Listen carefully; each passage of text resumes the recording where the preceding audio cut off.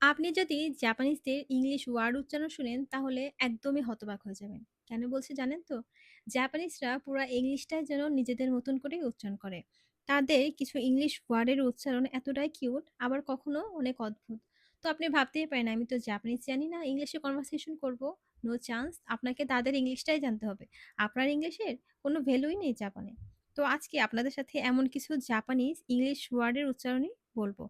তো চলুন শুরু করা যাক। যেমন তারা সাইকেলকে বলে সাইকোরু, মিল্ককে বলে মিরুকো, ট্রিপ। বলুন তো ট্রিপকে তারা কি বলতে পারে?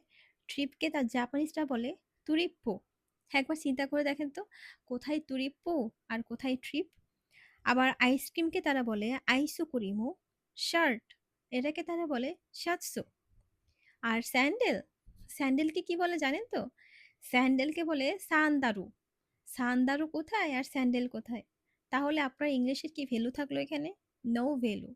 চকোলেটকে তারা বলে চকোরেতো, বাসকে বলে বাসু, ট্যাক্সিকে বলে তাকুশি, ট্রেনকে বলে তুরেইন, ড্রাইভারকে বলে দুরাইবা।